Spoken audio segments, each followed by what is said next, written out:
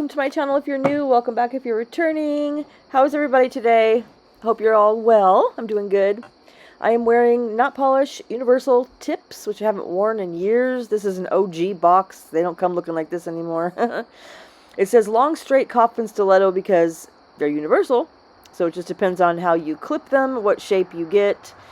And they have a nice thin, they don't have a glue well, but they're nice and thin where you would like to place them. The wings aren't too sharp. These are their best selling tips.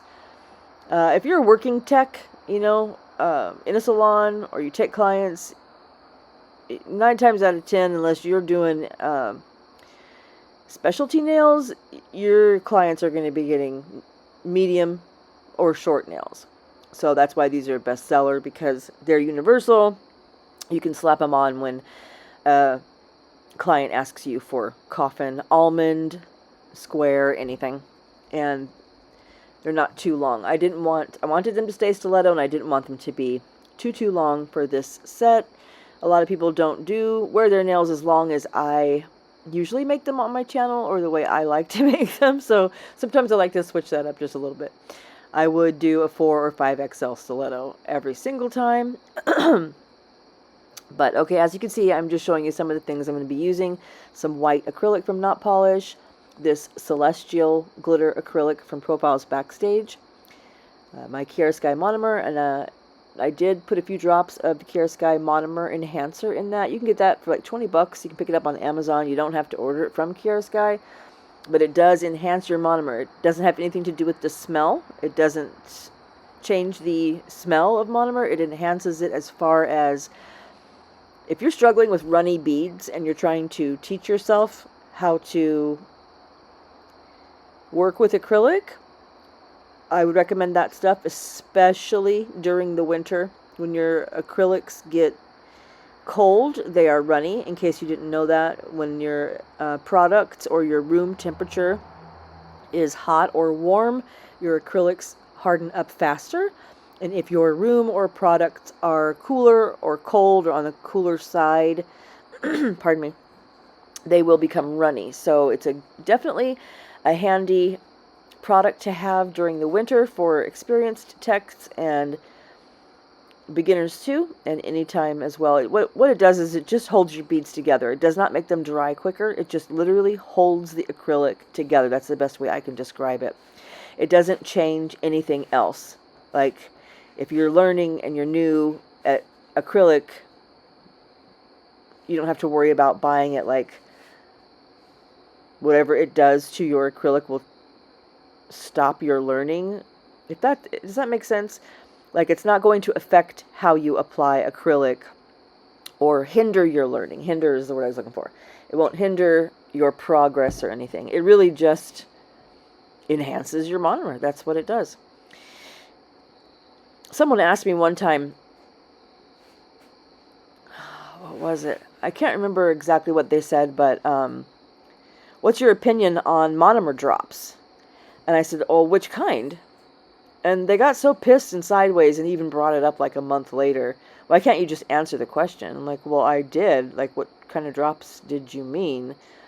But I guess they don't know about this enhancer, even though I mentioned it to them multiple times. I think that person was only referring to the scented drops. I don't know. I wanted to know which kind of monomer drops did they mean. The enhancement drops or the scented drops? That's all I said, and I guess that was a problem. Anyway, I don't know why I had that memory. Sorry. Let's see. So, yep, I'm going to be doing some color blocking, some ombreing, and acrylic application here. And if you're trying to do color blocking, you want to work with your powder, or not your powders, your acrylic a little more on the sculpted. Like, this is another reason why I used this monomer enhancer, because it's, again, not going to make my bead harden, but it is going to hold it together. So for color blocking, you want a more stiff bead. I don't know what other word to maybe use, but dense.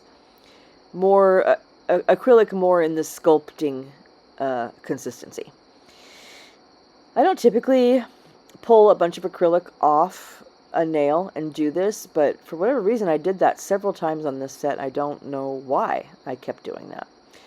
This right here, I started having a heat spike. It's probably been like 2 years since I had a heat spike, and I thought heat spikes came from like applying acrylic too quickly and using too much monomer. I'm not positive exactly what gives a heat spike, but wow, my fingers started getting so hot. And then once I cooled it off and cleaned it with alcohol, I was like, oh, well, I'll just go ahead and cap it now. Sure, it got hot. Put some more acrylic on it. Anyway, so yeah, that's what I'm doing, is capping it, and that's what I did do. By the way, if you ever feel a heat spike, what that is all of a sudden your client may tell you, or you may start to feel the nail is hot. If you've ever applied acrylic and you go on to the next nail, try it sometime. Just touch the acrylic. Once the acrylic's dry, pretty much not to where you would file, but to where you're not going to put a gouge in it if you knock it up against something. So basically just dried. Feel it. Literally touch it with your finger, with your other finger. It'll be hot. Most of the times it'll be warm or hot and you don't even realize it. But when it gets too hot, you'll start to feel it. Under the acrylic, and your natural nail will get hot. And that's called a heat spike. Well, there's also the heat spike that you get from gel in a lamp when the gel's too thick, or just some gels do. I noticed young nails gels tend to heat spike quite a bit. They don't if you use the 90-second heat. But anyway, yeah, that's what and if you experience a heat spike, or if your client does, you spray with alcohol and it goes away almost instantly. It takes a couple seconds, but 1, 2, like just the beat of a couple seconds, and it goes away. So yeah, I do have this little container from Profiles that I keep monomer in for glitter. That way I don't dirty up my clean, normal Dappen dish, or the acrylic that I'm going to use to cap or use with white. I get out my glitter Dappen dish, and all the glitter floats to the bottom. And then I promptly move it out of the way and use my regular dish. I do that all the time. I have to physically like push my regular monomer dish out of the way because of muscle memory. I don't even realize where my brush is going until I look at the footage later. I'm like, oh geez. So this nail was multiple different levels, but I didn't care. I just wanted to get the design, the color block on, and then cap it. And I knew that I would make the nail all one level once I capped in clear. So that's why it doesn't really matter too much if there are different levels here. The only thing that would matter is if your, actually it does matter, if your glitter were higher than your white in this case, then you would have to make the nail really thick to cap the glitter, because the reason that you're capping is so that you don't ruin your color blocks that you made or dig into your glitter. So your glitter should be lower in this case, the lowest level of product before you cap. So yes, it actually does matter. But it doesn't matter if the white is higher. So, you guys ready for Christmas? That's random, right? Because we haven't even had Thanksgiving yet, but Thanksgiving is... this was kind of a winter set that I wasn't even going to put up until I had posted all my other fall sets, but it's already happening. Like, we're getting there, you guys. It's still fall. It's still full-on fall. But this doesn't have to be in particularly called a winter design. I did do a pair of nails that I haven't posted or shown anyone. I almost said showed to anyone, shown on my channel. There we go. Of snowflake, like white snowflakes, encapsulated snowflakes, drawn on snowflakes, all that. I did do like an official winter set that I haven't posted yet, obviously. I did put up a poll, and this set won by far. This was number 4, and there were lots of votes for number 4. Of course, I saw the votes that I got for the other sets, and I think for Thursday's video, happy Sunday, by the way, you guys. Thank you so much for joining me. On Thursday's video, I will go back to that post and see what was the second most voted set, which I can't remember if it were the bangles. I think the bangles were winning, and that was a 3.5-hour video. That's going to be a long video, you guys, because I don't mean to say 3.5, 4.5 hours. 4.5 hours of recording that I need to edit down. That set took me all day to do. All day. And I don't even do both hands. It's not a client. You know, if a client comes for a 3 or 4 hour set, I can understand. If you're encapsulating, drawing nail art, Frenchies, doing a backfill, a fill, a removal, anything like that, you're going to run into that time frame. But just at home doing nails on yourself, only 5 fingers, that's a long freaking time. So, you know what I started doing, you guys, that I started noticing? I've seen other techs do it before where they say, put a bead of clear on top of your ombre, and that will help your ombre. Well, I've tried that before, and I didn't really notice any difference. But I have been noticing if I basically do the capping, I think I might cap it again. Anyway, I don't know why I went in with the clear there before I put on my ombre, but it did help my ombre a little bit. Yeah, I don't know why I did that. So I'm making another color block here. This one will be diagonal across the nail. I'm going to split the nail almost like basically in half, but at a diagonal. And when the acrylic's dry, I'm going to file it so it's a super sharp diagonal color block.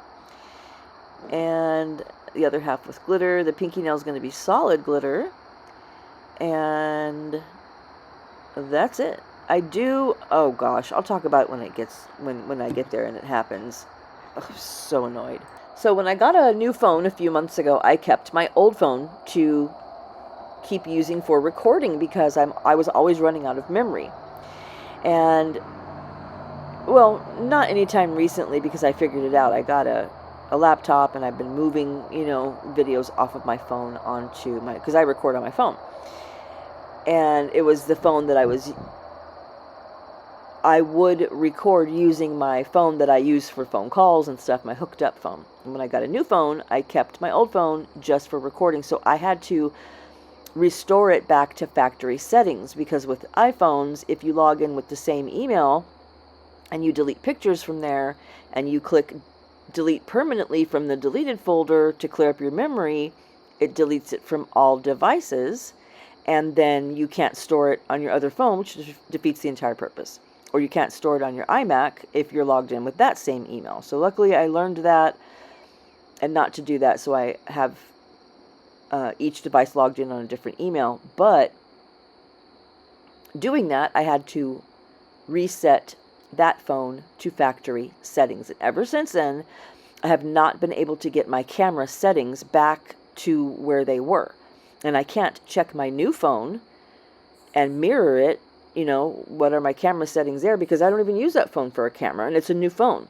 So I used to have, I watched a tutorial, a content creator's tutorial, like over 2 years ago, on how to set up your iPhone for recording videos. And it was like the perfect setting. It didn't zoom in on the flower mode whenever you were close or far away. It didn't change the lighting whenever you moved back and forth. It was just, it seemed complicated at the time, and I kept the settings that way, not realizing that when I restored my phone to factory settings that it would mess with the camera settings. So there have been a couple of times that I've definitely noticed that I have to do a lot more work to get my final pictures. Like it's zooming in, it's doing that little picture, that little flower setting or whatever. I'm just going to take my file here and crisp up this edge like I mentioned to you guys. Anyway, I have not been able to get that phone back to the settings that worked best for me when I was recording. So what I notice is still happening is whenever I turn my phone on initially, right when I'm getting ready to record, it's in my mount. I enter my password, open up the phone, open up the camera, click video to go to the video, and because the mount is above me and aimed down at my desk, I have to like zoom in about halfway so that my recording isn't zoomed so tightly in that I can't make any manipulations, and it can't be too far away that you guys can't see what I'm doing, or that I have to zoom in so much on edit that it looks blurry and terrible. So there's like a happy medium, and I had it there. And now what it does is, as soon as I turn it on in the mount, I'll like put my hand on my desk to then zoom the camera to where I want. You know, I'm putting my hand in the frame and then using the phone to zoom in on my hand so I can see where I want it. You know, zooming in and out to like get the right setting. As soon as I even make any movement with that, it goes blurry instantly. And I'll have to like exit out of the camera app and start over.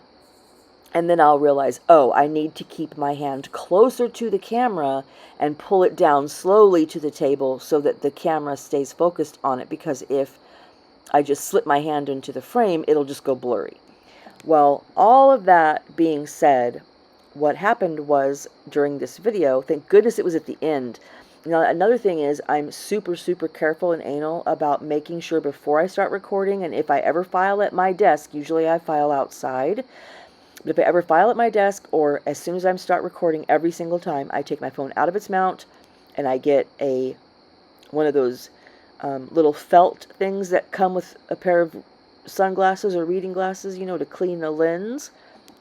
And I clean my lenses every single time so that there's never any blurriness. That happened one time when I was filing Kendra's nails. Thankfully, she looked up and said, oh, your camera lens has dust all over it, you know. Because there's nothing worse than working on something for a couple of hours and then going back to look at your footage and it's all blurry. So anyway, I check that frequently. I'm pretty careful about it. So luckily it was only the very end of this video when I was placing the bling, which you guys don't really need to see. And then the final pictures were good because I noticed it. But when I was getting ready to put on my bling, and I did leave it in so you guys could see, I knocked the camera, like with my hand. I reached up or something, or maybe I knocked it with my head, I don't know, which knocked it out of focus. Which, how annoying. It should be auto-focusing. I don't know. Yeah, I'm going to have to fiddle with the stupid settings, but and it literally looks like my screen is just dirty. It's a weird kind of blur. I don't know. I think it has something to do with that. Well, there's a flower on the screen, and it's like a macro focus for flower settings. I don't know. I don't know why that's there. I know all I have to do is Google how to get it off and fix that, but I just haven't done it yet. I've just been manually making sure I'm in focus, you know.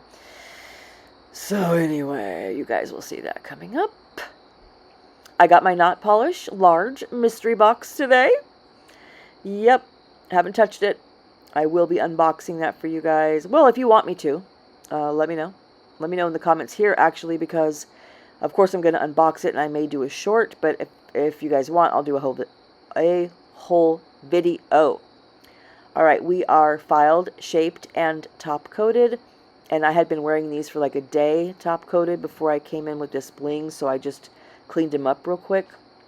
I'm going to go in with this gel liner and outline where I color blocked with this blue, and then I'm going to sugar it with that sugar, and then I'm going to go in with those blue bling.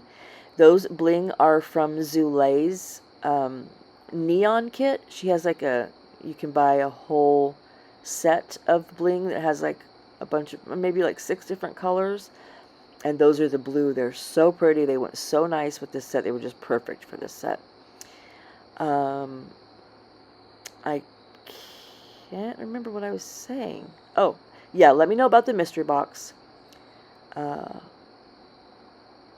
think I'm gonna unbox it tomorrow and record it, but I just don't know if I'm going to make a short or video out of it. So yeah, you guys let me know as soon as you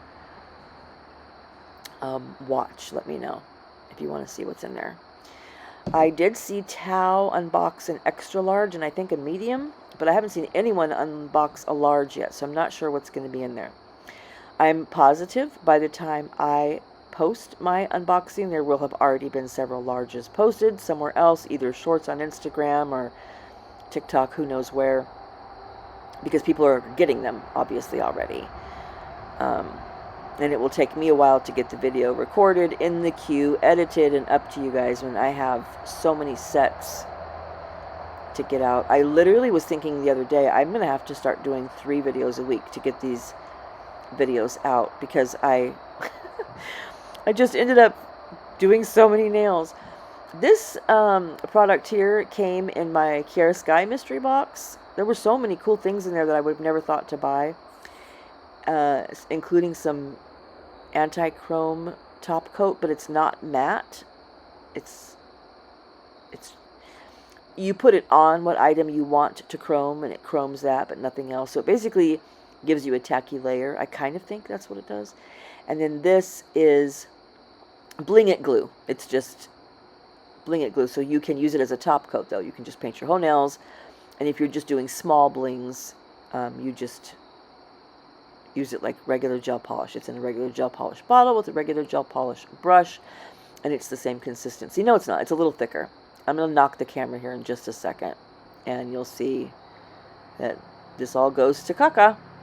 But I'm just going to use this brush to just tap, tap, tap along my... And I have used this for my cuticle cuff bling every single time since, because it doesn't ruin my top coat. And there we go. You see the kind of blurry it gives? Look how weird, you guys. This video is coming to an end in like 1 minute, so I'm going to shut up now. But anyway, I've been using this glue and loving it because it doesn't... Oh, it's just right. It's just right. I've only been using it for my cuticle area, though. All right, you guys, I hope you love the set. In a second, this blurriness will stop, and you will see the finished product. And have a great week, everybody. Thank you for being here. Thank you guys for joining me, and I will see you guys Thursday, okay? Yeah, is that what I usually say? Thank you guys. See you guys next time. All right, see you guys next time. Bye.